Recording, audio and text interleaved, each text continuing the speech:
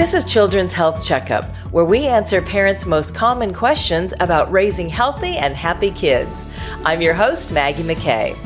As a parent, there's so much to learn about breastfeeding and the common challenges that come with it.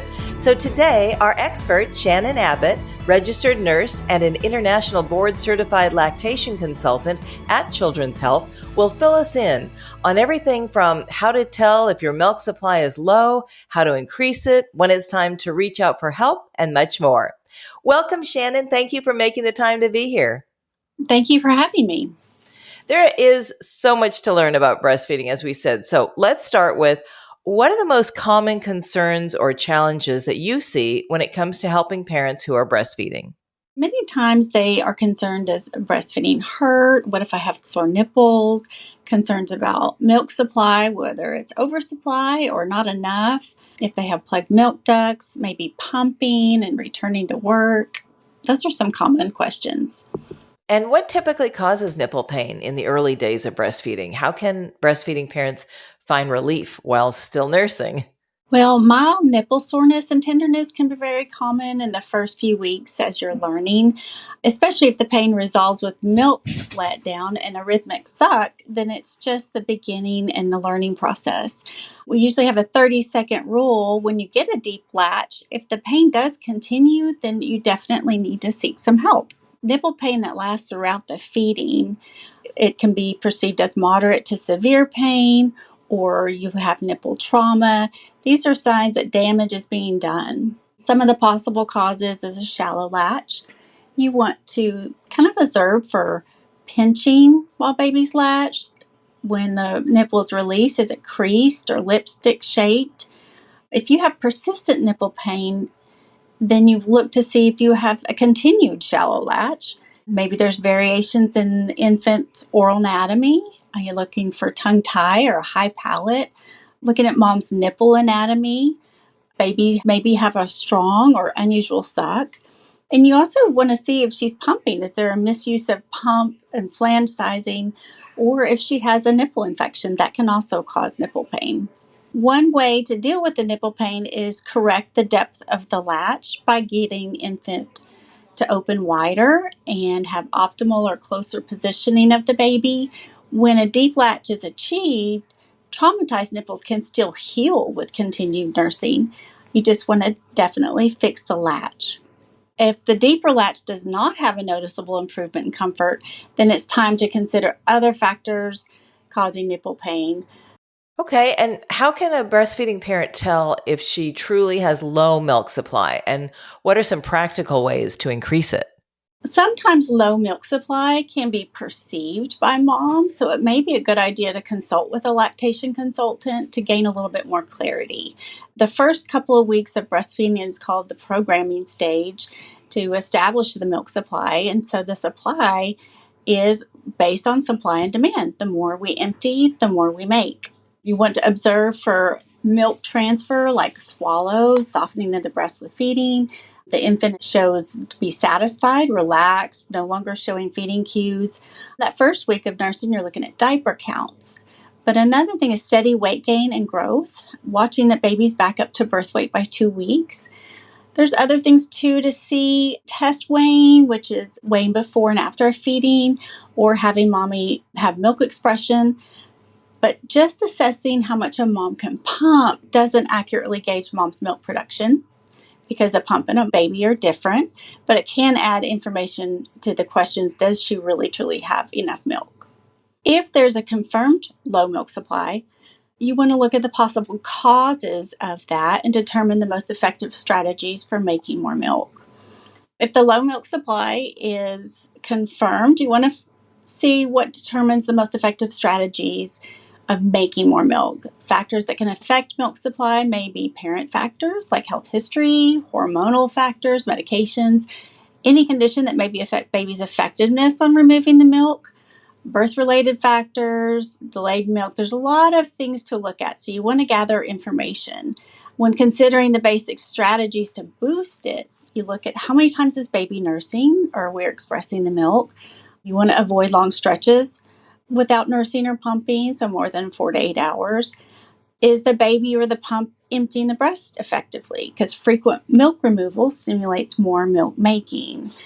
You want to ensure that you do have a good latch and baby is transferring the milk effectively. Additional hand expression or pumping after a good feeding can also help boost the supply by increasing the stimulation and emptying the breast well. Shannon, what causes clogged ducts and mastitis? And what steps can breastfeeding parents take at home and with medical support when this happens? Well, clogged duct can cause tenderness, lumps, or redness, and that's when it can be very uncomfortable. Less severe types of clogged ducts can be resolved with just one really good nursing session or a pump session. Some of the causes could be ineffective nursing, where you leave the breast too full after feedings, having problems with overabundant supply, restricted or missed feedings. Baby sleeps longer stretches at night can cause some clogged ducts. Or there's a delay in nursing, or sometimes moms actually wean too fast. The body has to adapt. Promoting early and exclusive nursing is a preventive way of not skipping feedings, feeding on cue, and having good nursing technique. You want to remove the milk often and remove it well. Loosen any tight clothing. You want to have proper fitting bras. You can massage gently before and during nursing and pumping. Vary the baby's position, maybe the nose or chin pointing towards the affected area. A warm shower, warm compresses before feeding or expressing can help. Sometimes the heat can increase the swelling, so you want to limit it to about 10 minutes or short periods of time. Between feedings, you can add cold to reduce that swelling. Most important is to choose the heat or the cold on which method feels most effective and soothing for mom. What are the signs of oversupply? How can it be managed to avoid issues like discomfort or forceful letdowns? Well, you also want to see if baby is gaining more weight than considered average. If the nursing parent and the baby are happy and comfortable, then they don't meet the definition of oversupply and it truly isn't a problem. But overabundant milk production can also make nursing challenging for the baby. It can be very fast flow, causing baby to pull back or clamping down, biting to try to slow the flow. Baby can be coming off and on and coughing and sputtering, or the breast may remain uncomfortably full after feedings.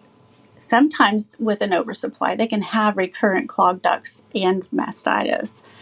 To help with the fast flow, you can position baby in sideline or laid back position or where the head is above the nipple.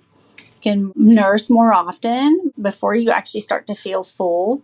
Nursing baby when they're drowsy or sleepy, frequent burping breaks, hand expressing or pumping before baby feeds. These are can help the baby with a really fast flow.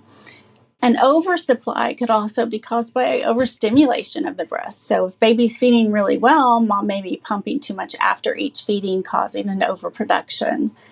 Full breasts make milk production slower, and not completely emptying the breast when pumping can also try to slow down that milk production. Maybe try one-sided nursing.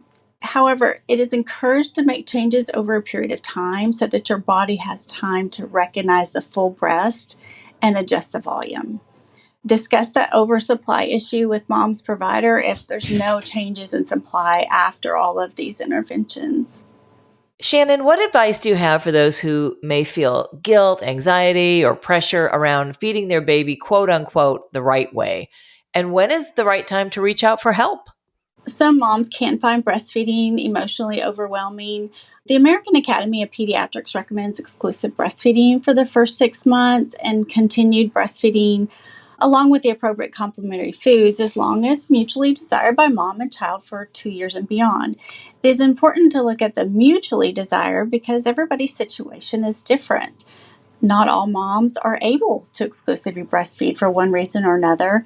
And it's not uncommon to have those feelings of guilt when they're unable to breastfeed or need to stop earlier than they had planned. Acknowledge the feelings is normal. If a mother was able to achieve some of the breastfeeding goals, and remind her to praise herself and focus on those positives. Baby was able to get the first 3 or 4 days of that initial first milk colostrum, or maybe she was able to breastfeed for a month or so or partially. Those are all positive things for moms to remember, that she was able to do some of those things. Society can provide pressure on moms. There's a lot of pressure to breastfeed exclusively for a certain amount of time, or maybe mom has a strong emotional attachment to breastfeeding and feel a sense of loss or failure when they can't continue. Sometimes hormonal changes too, the postpartum hormonal fluctuations intensify the emotions, and it's harder to cope with that disappointment or sadness associated with not breastfeeding. It's important for mom to acknowledge and accept those feelings of guilt, that they're valid, and allow herself to grieve the loss, of the breastfeeding experience that she had hoped for. Definitely seek support. You can talk with your partner, your family, friends, or a lactation consultant. And talking about your feelings can help. If the guilt is overwhelming, consider seeking support from maybe a counselor or a therapist who specializes in postpartum mental health. But it's important that moms realize that they're not alone. There are other mothers who have probably experienced the same feelings of guilt and can connect with other people who can also support them. I think that's so important. Support groups. My friends all had their babies before me, and they all said, you've got to go to this class for new moms about breastfeeding. It was actually not just a class. That's all they did at this place. It was called the Pump Station. And I'm still friends 20 years later with many of the moms in that group, because it's such a bonding thing and everybody's clueless and there's so much to learn and it can be stressful. But I really believe in the more prepared you are ahead of time, the better. Do you agree with that? Yes, breastfeeding classes are amazing. Talking with family and friends are also great, but having that support along the journey, because things change and you may have new challenges or new questions, and that support is very, very important to have. It's important to remember that anytime a parent has concerns or questions about breastfeeding, that they contact a lactation consultant. Thank you so much for sharing your expertise on this crucial topic. This has been so helpful and educational. Thank you for having me. Again, that's Shannon Abbott. Visit childrens.com/newborns for more helpful tips for breastfeeding parents. Thank you for listening to Children's Health Checkup. If you found this podcast helpful, please rate and review or share the episode, and please follow Children's Health on your social channels.